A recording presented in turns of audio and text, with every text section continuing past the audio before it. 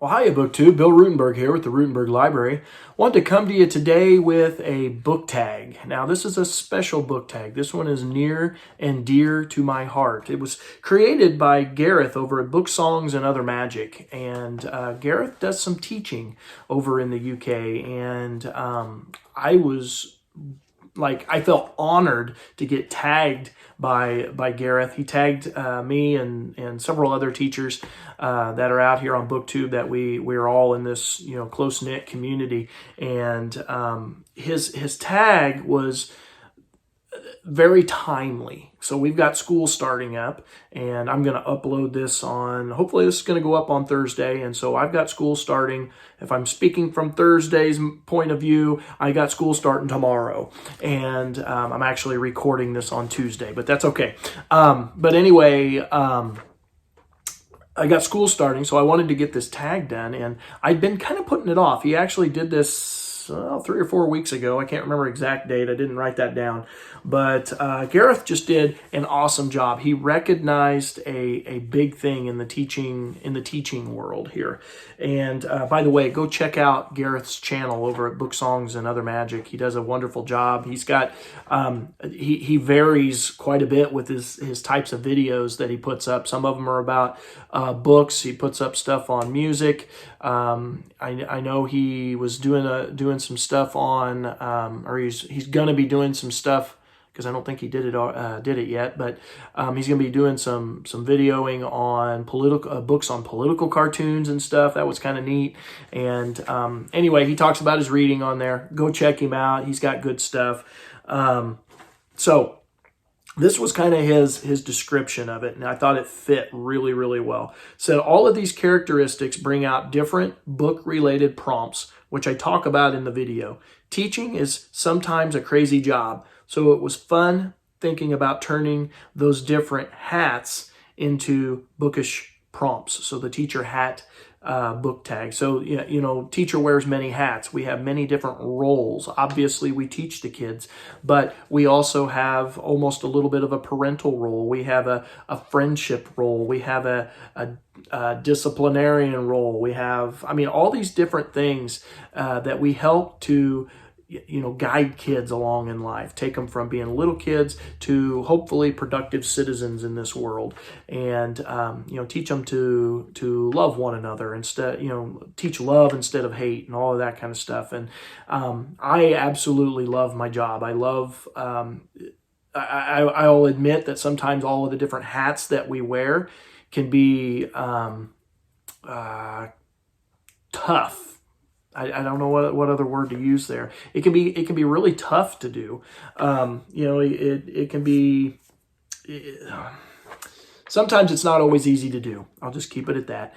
And but with that being said, I absolutely love all of the roles that I play in the classroom. I love being a part of the kids' lives, from teaching them to befriending them to being counseling them a little bit, giving advice, to just watching them grow up is fun, and coaching them, all of that stuff that goes with my job. I love it. That's why I do it.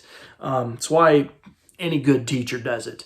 So anyway, without further ado, let's get into this this tag. It's got 8 different prompts to it. So the first prompt. And again, these all stem from characteristics of being a teacher. And it says, information giver. So a book that has world building. So as teachers, we are constantly, that's the basic part of our job, where we're constantly giving information to the kids to teach them, to broaden their horizons. And so the book that I chose, a book that has world building in it, this is, classic fantasy. I'm not a fantasy reader for the most part, as you guys all well know if you follow the channel. But I did read Joshua Hershey's book, Linden Falls. He contacted me through email and said, hey, would you be interested in reading my book and talking about it? And I said, yep, I sure would. Send it my way. And so he sent me Linden Falls. And this book is all about good versus evil. And he's got different worlds that he does a good job of describing. He's got at least 3 different worlds. It may have been I can't even remember. It might have even been more than that, but there was at least like 3 levels to the world, and he had the good versus the evil, and it was just really cool. And he built up all these different characters that were larger than life, and I would recommend going and finding that book, especially if you're a fantasy reader. That was Linden Falls by Joshua Hershey. So, number 2, skills developer. So, as a history teacher, I'm always constantly teaching my kids how to be history readers. How do we read history? How should we go about attacking that subject? And, we got to develop the skills of a historical thinker. We got to, look at sourcing. We got to look at point of view. We got to look at just various different sources, all talking about one particular event. So that is big time in history or in social studies in general, because we also teach them map building or map reading skills, map building skills. Just all of the geography tools that are in the toolbox, we got to develop those. So the prompt that goes with this is describe your ideal reading situation. So I've done this with other tags. This is a pretty common question with a lot of them. So for me, my best reading time, my ideal reading situation is early in the morning, like right about now. And I like to read over in I call it a dual chair. It's like a 2-person. It's not quite a love seat, but it's a 2-person chair. It's a great big chair, and very, very comfortable. You can kind of just bury yourself in the corner, put pillows all around you, which is what I like to do. I like to read my fiction there, and I like to bury myself in the pillows. I like to turn on my lamp, read by the lamplight. I like to have cooler temperatures in the house, and then while I'm doing that, I throw a blanket across my lap. I just feel all nice and cozy, and that's how I like to read my fiction. Now, my nonfiction, like when I'm doing note-taking and all that kind of stuff, I like to sit at the dinner table and have my notebook out so I can take notes at the same time. So those are my ideal reading situations. So prompt 3, the teacher hat tag here, counselor. Name a book that displayed a lot of empathy. So, when you're dealing with kids, you've got hormones all over the place, and we get highs and we get lows, and we gotta be prepared for that. And so we gotta counsel our kids, especially when they hit those lows. We gotta listen to their problems, and that's okay. I don't mind that part of the job. And we gotta counsel them into making right decisions, how to deal with stress in a positive manner, because there's obviously positive and negative ways to handle stress, and so we do that all the time as teachers. And so name a book that displayed a lot of empathy, because you got to show empathy with the kids. I chose a book that I read years ago. It may have even been almost 20 years ago, almost 20. Well, maybe not quite, but anyway, A Child Called It by Dave Pelzer. Now, this was actually a trilogy that he wrote that talked about his life as a young person in California. And he had what I think they said like the 3rd worst abuse case. And he ended up going into, getting taken out of his home because of abuse and stuff. And so, being a kid who come out of foster situation myself, I really kind of connected with this book and showed empathy. And there was empathy here that A Child Called It, as he's telling his story as a kid and all of the stuff that he went through. Oh my goodness, it pulls at your heartstrings and makes you want to cry that anybody could do that to a kid, especially a parent. But I thought he showed a lot of empathy, and then as the story goes on, he deals with how he dealt with those emotional highs and lows, especially a lot of lows, and then just as an adult, how he still dealt with that. And I thought it was really good for kids to see that, a kid might think that they're the only ones going through things, and then they read this and they're like, oh, okay, so here's some ways I can deal with that. And not everything's always going to be hunky-dory. You're not going to necessarily fix everything right off the get-go. That's another big thing we see there. But anyway, number 4, social mediator. So name a book that has some great social observations. And this is a fun one when you're in the classroom, when you get to just looking at the dynamics of your classroom and the different groups that form. And that's just a natural human thing that happens. Kids will hang out with other kids that are like them. They have similar interests and stuff. And it's fun to watch those groups form. And then you start to see the leaders rise to the top in those groups, and just to see leadership form. And then those kids who are, the workers, so to speak, who are the go-getters, they want to go get stuff done, and they have a good work ethic and all of that. And you start to see those different things form, and it's fun to watch. And then how the kids interact with each other, which in today's world, as you know, with social media and stuff, we don't always get to talk to a live person. Right? We're talking to videos, or the kids are always on their phone texting, and they don't talk to live people. And so in the classroom, I emphasize the importance of kids being in the classroom, because they get to figure out how to deal with people, the social etiquette, and just how to treat people nicely, and all those kind of things. So social mediator, that's definitely a job of a teacher.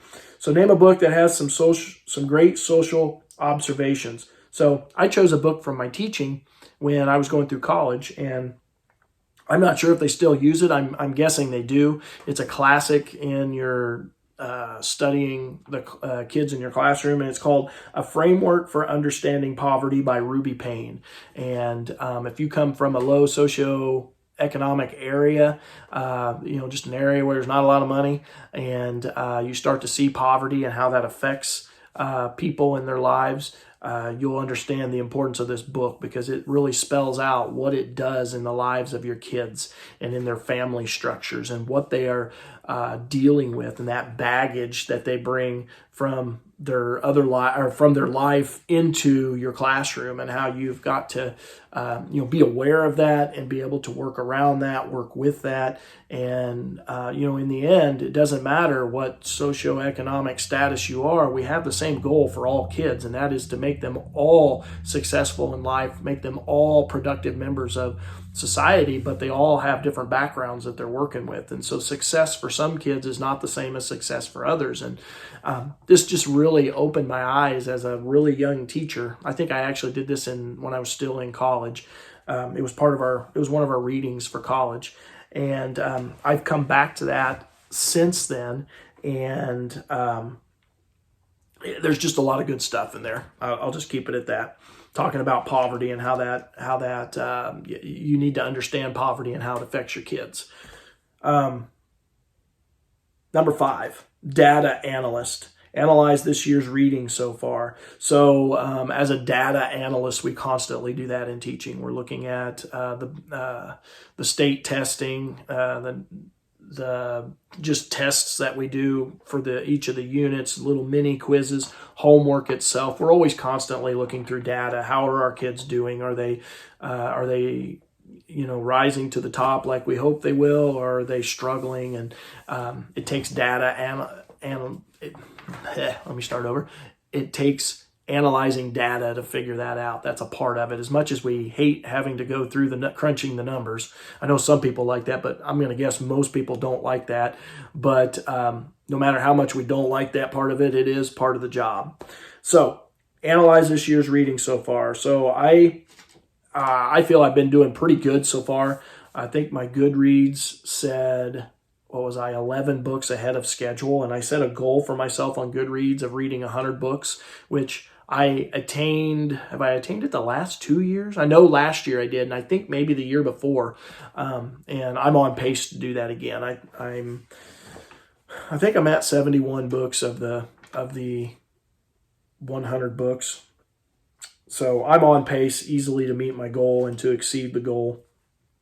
Let's see. Number 6. Improvisor, a book that has an element of the absurd in it, or the ridiculous. So an improviser, that happens, you would never believe how often that happens in the classroom, where you got to improvise. And with the world moving towards technology is not the perfect answer. I like technology. I use technology, but there are failures in technology that happen at the worst times. Just to give you an example, you have something like a principal coming in to watch you teach and to judge your teaching. You're doing through your evaluation process, and next thing you know, your technology tanks and doesn't work. You got to improvise. You got to keep going. I mean, you got to do that regardless. But I've had that happen with a administrator in the room, and it is frustrating. And I mean, luckily enough, he said, "Oh, I didn't even know anything went wrong," and so I was like, cha-ching, that means I improvised well. But that is a constant in teaching. And then also, not with just things going wrong, but sometimes things go right in the classroom, and you've got plan A is to get X amount of things done, but as you get into plan A, discussion happens, and based on what the kids are doing in the classroom, you have to veer off and take plan B because you don't want to miss out on that learning moment, that teaching moment, and you just got to go with it. And so you improvise as you go, and then the next day you got to come back and figure out how to make it up. That's a part of teaching. That happens all the time. So like I said, the actual question with this is a book that has an element of the absurd or the ridiculous in it. I put Alice in Wonderland. I read that by Lewis Carroll. I read that, and as I shared with you, I didn't really care for the book. I thought it was, I just didn't like it, and I thought it was very ridiculous and almost hard to follow at times. So that's the book I chose for this. I'm not going to go into that anymore because I've talked about it enough on the channel. Question number 7, life coach. So, as a teacher, obviously we're teaching these kids, like I said earlier, how to be better productive citizens, how to be kind to one another, how to deal with different issues. It's not how many times you get knocked down, it's how many times do you get back up, and how do you respond when you get back up. And that's part of that being a life coach, is helping them in that process and teaching them to respond to stuff in a positive manner, and how to be nice to one another, and how to balance life can be in that equation as well. You want to get good grades, you want to strive to be in everything and this and that, but also there's a balance where you've got to take a deep breath and slow down. I've had kids like that in my classroom who are superb students, extremely intelligent. They're involved in every single sport and every single activity at school, and they get super stressed and burn themselves out. And I've had to have a talk with them and say, hey, you, as much as you like doing all this, and I know everybody's pressuring you to do it, you may consider dropping just a couple of those items just to give yourself a little bit of me time. And that's not in a selfish manner. That's just to give the brain a break and to let you take a deep breath. That's part of being a life coach. All those things go in it. So the question is a book that has a mentor character in it. And oh my goodness, I chose, it's not one book, it's a whole series. It's a 4-book series by Jason Reynolds, and it is his track series. And this is a series of books that talks about this track team. And I can't remember the name of the coach right off the top of my head, but this track coach, who comes from a struggling background when he was a kid, has worked his way up into being a track coach in the inner city here. And these kids come from all walks of life, and typically, they're inner city kids with a lot of problems. And he acts like their life coach, not only their track coach, but their life coach. And he takes these kids who are dealing with so many different types of problems in their lives, and veers them, mentors them into being productive people and how to handle things wisely in their life. And even when you make bad decisions in life, how do you veer it back? And the coach in this Jason Reynolds series, this track series, does a fabulous job of this. I absolutely love this series. I would highly recommend it. Jason Reynolds track series. And what is the name of that very first? One of them is Lou. One of them is Patina. One of them is I can't remember all the names. I don't even think I said the name of the very first book in the series. But that 4-book series, if you look up Jason Reynolds track series, you'll find it. It is fabulous. It's a middle grade series, but adults can read it and get a lot out of it. And I've actually done book chats on those. Go check out those book chats and you'll get a real good picture into what I'm talking about. So last question on this book tag, on this this teacher hat book tag is timekeeper. And this, as you well know, I'm not very good at it because obviously I'm looking at the time right now and I've already hit the 20-minute mark. But as a teacher, you got to keep track of time. Oh my goodness, you're always looking at the clock. Okay, I know it's going to take this long to do this long to do this, and you've got to get all the events in. For us, it's a 42-minute class period. I know some people are on block schedule and it's like an hour and a half. Some people have 50-minute schedules. It differs from school to school. Ours happens to be a 42-minute class period, and I've got to get everything crammed in there. And I like to talk. I like to tell stories with my kids and give them additional things to help them understand their material.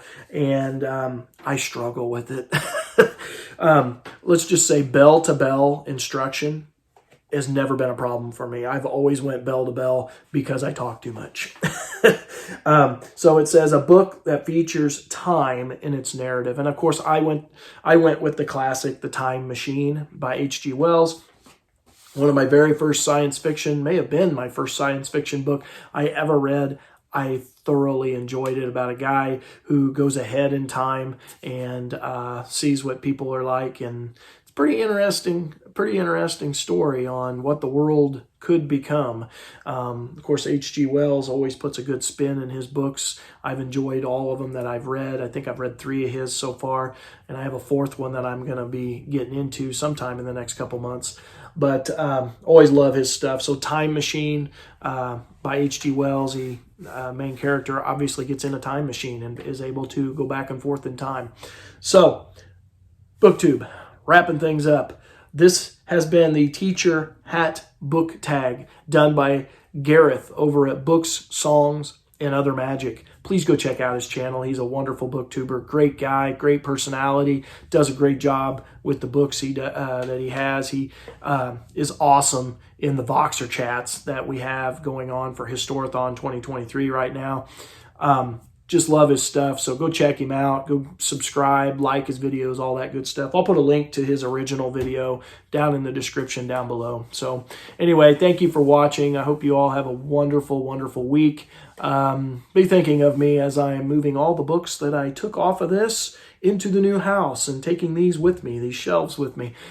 Be thinking of me and my family this weekend. It's going to be, I have a feeling, a long weekend. Hopefully everybody shows up to help. So anyway, until next time, thank you for watching. Happy reading.